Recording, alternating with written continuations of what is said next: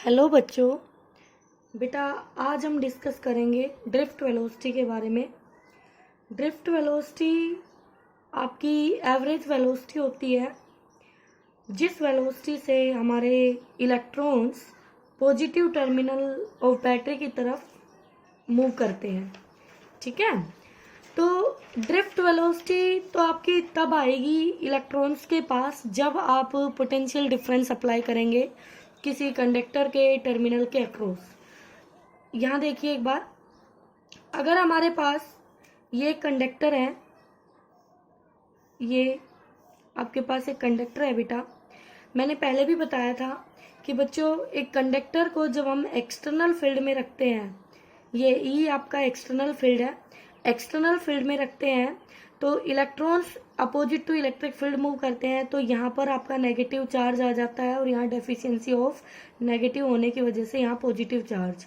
ठीक है, तो इसके अंदर एक इंड्यूस इलेक्ट्रिक फील्ड आ जाता है और वो इतना ही आता है जितना आपका अप्लाइड होता है। तो ई नेट अंदर 0 मिलता है हमें। ये कब मिलता है?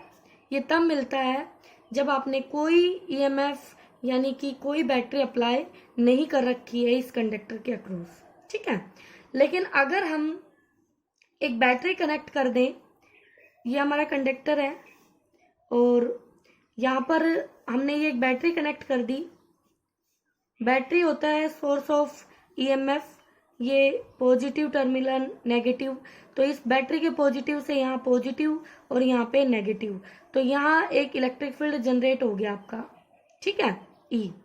अब इसकी वजह से क्या होगा, जो इलेक्ट्रॉन्स हैं यहाँ पर कंडक्टर के अंदर वो पॉजिटिव की तरफ जाएंगे, यहाँ पर आएंगे और इधर आपका पॉजिटिव चार्ज आएगा जैसे ऊपर आप देख रहे हैं, लेकिन ये यहाँ सरफेस पे इकट्ठा नहीं होगा जैसे पहले वाले केस में हो रहा था। यहाँ पर इनको इलेक्ट्रॉन्स को एक पाथ मिल जाएगा और वो इलेक्ट्रॉन इस पाथ के थ्रू ऐसे चले जाएंगे, तो ये इलेक्ट्रॉन्स का फ्लो हो जाएगा इस तरफ से। ठीक है, इसका मतलब जब इलेक्ट्रॉन्स का फ्लो हो गया तो यहाँ पे जो करंट मिलती है हमें उसकी conventional direction opposite two electrons हमने बताई, तो वो आ गई बैटरी के पॉजिटिव टर्मिनल से नेगेटिव की तरफ। ठीक है बेटा, अब हमें ये सोचना है कि जब इलेक्ट्रॉन्स पहले भी यहाँ थे, यहाँ पे फ्री इलेक्ट्रॉन्स थे बेटा, और वही इलेक्ट्रॉन फ्री यहाँ पे है, और ये फ्री इलेक्ट्रॉन्स आपके इनके पास जो थर्मल रूम टेम्परेचर पर जो थर्मल स्पीड थी वो इनकी 10⁵ मीटर पर सेकेंड के ऑर्डर की है। कितने ऑर्डर की है? 10⁵ मीटर पर सेकेंड ऑर्डर की है। जबकि यहाँ जो इलेक्ट्रॉन फ्लो करेंगे इस सर्किट में, इसमें उसका ऑर्डर यानी ड्रिफ्ट वेलोसिटी जो इस ईएमएफ की वजह से इलेक्ट्रॉन्स को मिलेगी वीडी, उसका ऑर्डर आएगा आपके पास 10⁻⁻⁴ मीटर पर सेकेंड। अब आपको ये सोचना है कि इतनी ज्यादा वेलोसिटी स्पीड होते हुए भी पार्टिकल्स करंट नहीं बना रहे हैं और यहाँ पर इतनी कम ड्रिफ्ट वेलोसिटी है, उसके बावजूद हमें करंट मिल रहा है। ऐसा क्यों? ऐसा इसलिए है बेटा कि यहाँ पर जो आपके पार्टिकल्स है, मान लो मैं एक इलेक्ट्रॉन के मोशन को फोकस करती हूँ, तो वो इलेक्ट्रॉन रैंडमली मूवमेंट कर रहा होता है थर्मल एनर्जी से। तो इलेक्ट्रॉन इधर चला, फिर किसी से टकराया, कोलिजन हो गया, फिर इधर चला गया, फिर टकरा गया, फिर इधर आ गया, फिर टकरा गया, इस तरह से उसका रैंडम मोशन चलता रहता है। तो उसकी जो एवरेज आती है, वी एवरेज जो आती है उसकी थर्मल, वो उसकी 0 आती है। कितनी आती है? 0 आती है। ठीक है बेटा, इसलिए हमारे पास ये कोई करंट कंट्रीब्यूट नहीं करता है। ठीक है, लेकिन यहाँ पर ऐसा क्यों कि इतनी कम ड्रिफ्ट स्पीड है, ड्रिफ्ट वेलोसिटी है 10⁻⁻⁴ मीटर पर सेकेंड, और फिर भी वो हमें करंट दे रहा है? तो बेटा ऐसा इसलिए है कि ये जो बैटरी है ना, बैटरी ये इन इलेक्ट्रॉन्स को स्लोली एक मैनर में चलाती रहेगी। क्या करती रहेगी? चलाती रहेगी, कंटिन्यूअसली मूवमेंट कराती रहेगी। तो एक पर्टिकुलर डायरेक्शन में इलेक्ट्रॉन्स का मोशन है जिसकी वजह से वो क्या करेंगे? करंट को कंट्रीब्यूट करेंगे, क्योंकि ये क्लोज सर्किट में क्या करेंगे? मूव करेंगे। ठीक है, तो ये हमें क्या देंगे? करंट देंगे। अब यहाँ पे एक बहुत अच्छा कॉन्सेप्ट और है बेटा कि यहाँ इलेक्ट्रॉन्स के ऊपर, यहाँ पर इलेक्ट्रॉन इलेक्ट्रिक फील्ड के अपोजिट डायरेक्शन में जाता है। ये इलेक्ट्रॉन है तो ये इस तरफ जा रहा है। अब फील्ड ई है तो इलेक्ट्रॉन के ऊपर जो फोर्स लग रही है बेटा, क्या वो फोर्स जो लग रही है क्या वो क्यू लग रही है? बिल्कुल लग रही है। और फोर्स होता है एम ए। फोर्स यहाँ पे कांस्टेंट लग रही है बेटा, ये ई, ठीक है, ओके। अब यहां से जो ये एक्सेलरेशन है, एक कांस्टेंट एक्सेलरेशन जब किसी बॉडी पर लगातार अप्लाई कर रखा है आपने, तो उसका v तो बहुत ज्यादा इंक्रीज कर जाना चाहिए, बहुत ज्यादा बढ़ जाना चाहिए, है ना। तो vd इतना कम कैसे आता है?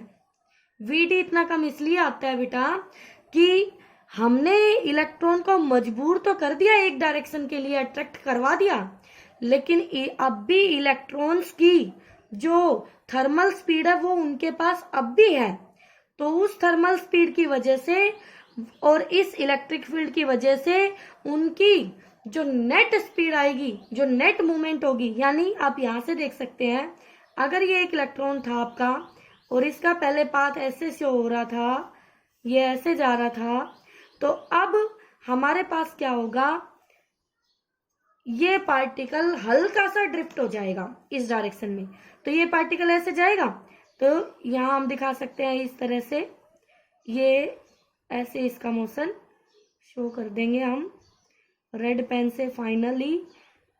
तो इतना ड्रिफ्ट हो गया आपका, ये इतना चल गया पर्टिकुलर डायरेक्शन में। तो बहुत ज्यादा स्पीड होते हुए भी ये भी और ये भी, फिर भी वो स्मॉल डिस्प्लेसमेंट, क्यों?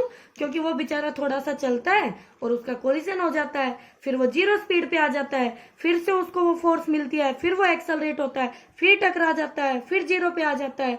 इस तरह से वो एक कांस्टेंट एक्सेलरेशन के बावजूद उसका भी बहुत ज्यादा इंक्रीज नहीं हो पाता। ठीक है बेटा, तो ये कॉन्सेप्ट था बहुत ही अच्छा। अब देखिए ड्रिफ्ट वेलोसिटी का रिलेशन हम कैसे डिराइव करेंगे। तो ड्रिफ्ट वेलोसिटी आपको पता चली गई है, ये हमारी एवरेज स्पीड होगी, एवरेज वेलोसिटी होगी जब हम किसी कंडक्टर के अक्रॉस एक पोटेंशियल डिफरेंस अप्लाई करेंगे तो, ठीक है। तो उस पोटेंशियल, ये कंडक्टर है और ये आपका इलेक्ट्रॉन है, यहाँ पॉजिटिव की वजह से ये पॉजिटिव और ये नेगेटिव की वजह से नेगेटिव, ये इलेक्ट्रिक फील्ड हो गया। इस इलेक्ट्रिक फील्ड के अपोजिट में इलेक्ट्रॉन्स मूव करेंगे तो करंट की conventional direction opposite two electrons हो गई। ठीक है, इलेक्ट्रॉन को ड्रिफ्ट वेलोसिटी vd मिली है। इनकी थर्मल वेलोसिटी जो होती है उसका ऑर्डर बहुत ज्यादा होता है बेटा। तो थर्मल स्पीड हो गई 10⁵ मीटर पर सेकेंड, वेरी हाई होती है। लेकिन जब हमने बैटरी अप्लाई कर दी है, पोटेंशियल डिफरेंस दे दिया है, तो उसके पास एक्स्ट्रा ड्रिफ्ट वेलोसिटी भी आ गई है और वो स्पीड आती है 10⁻⁴ मीटर पर सेकेंड, जो कि वेरी स्मॉल होती है। ठीक है, तो बेटा हम क्या करेंगे, हमारे पास बहुत सारे इलेक्ट्रॉन्स हैं, तो हमने मान लिया कि U1, U2, U3, UN इनकी थर्मल वेलोसिटीज है इलेक्ट्रॉन्स की। तो क्या उनकी एवरेज वेलोसिटी हम ऐसे निकाल सकते हैं? बिल्कुल, U1 + U2 + UN अपॉन में n। तो ये हमारी एवरेज कितनी आती है बच्चों? 0 आती है, क्योंकि इनकी डायरेक्शंस क्या होती है, रेंडमली होती है, डिफरेंट डायरेक्शंस में एक्ट करते हैं U1, U2, UN। ठीक है, अब हमने पोटेंशियल डिफरेंस अप्लाई किया, तो बेटा एक पार्टिकल के पास U1 तो पहले ही थी और a एक्सेलरेशन है और τ1 उसका टाइम है। ठीक है, ये रिलैक्सेशन टाइम होता है। तो यहाँ से v1 जो उसकी स्पीड आई, v1 आ जाएगी, इक्वेशन ऑफ मोशन यूज किया u + at, तो यहाँ पे बेटा u initial velocity, acceleration, t time, फिर आपने v2 लिखा है, इसी तरह vn सभी के लिए लिखा, और फिर आपने vd यानी कि एवरेज ले लिया। तो क्या सभी का सम करके n से डिवाइड कर दिया? यस, इन सब की वैल्यू पुट की, तो बेटा u वाले को एक साथ हमने ऐड कर लिया, n से डिवाइड किया, प्लस a कॉमन ले लिया बच्चों, और ये टाइम आ गया सभी कोलिजन के बीच का। तो क्या ये भी एवरेज आ जाएगा? यस मैम, ये भी एवरेज आ जाएगा हमारे पास। तो देखिए ध्यान से, ये वाली टर्म तो यही है ऊपर जो आपकी 0 बनी थी, अब आपके पास ये बच गई। अब इसको देखिए कैसे करेंगे। तो तो हमारे पास क्या आया, हमारे पास आ गया है v d equal to 0 plus a into t, और टो हमारा क्या बेटा, एवरेज रिलैक्सेशन टाइम।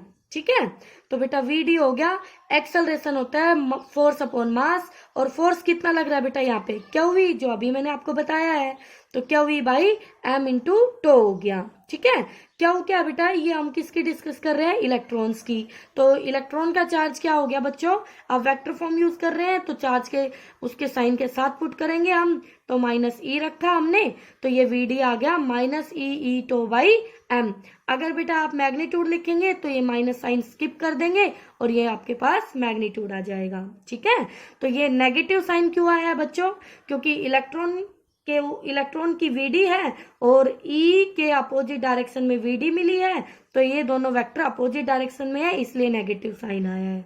ठीक है बेटा, तो यहां से देखिए, अगर हम टेम्परेचर को बढ़ाते हैं टी टेम्परेचर, तो सोचो क्या होगा, तो कोलिजन जल्दी जल्दी होंगे, पार्टिकल जल्दी जल्दी टकराएंगे, तो टो जो पहले ज्यादा था वो कम हो जाएगा, डिक्रीज हो जाएगा। अगर ये डिक्रीज होगा तो बेटा वीडी भी डिक्रीज करेगा, क्योंकि ये इसके डायरेक्टली डिपेंड करता है। ठीक है बेटा, तो आपके पास ये आ गया। अगर आपके पास वीडी का रिलेशन किसकी टर्म में पूछे, पोटेंशियल की टर्म में पूछे, तो ई जो इलेक्ट्रिक फील्ड है वो एल लेंथ के अक्रॉस अप्लाई है बेटा, तो पोटेंशियल डिफरेंस उस लेंथ के अक्रॉस वी है, तो ई हो जाएगा आपका वी बाई एल, और हम इसको लिख सकते हैं v d equal to e v t by m l. तो ये थी हमारी ड्रिफ्ट वेलोसिटी। ठीक है, या ड्रिफ्ट स्पीड आप कह लीजिए। ओके बच्चों, आगे नेक्स्ट टॉपिक जो है वो हम नेक्स्ट वीडियो में डिस्कस करेंगे बेटा, तो आप इसको अच्छे से करें, बहुत ही इंपॉर्टेंट टॉपिक है आपका ड्रिफ्ट स्पीड का, ये ड्रिफ्ट वेलोसिटी का। ओके बेटा।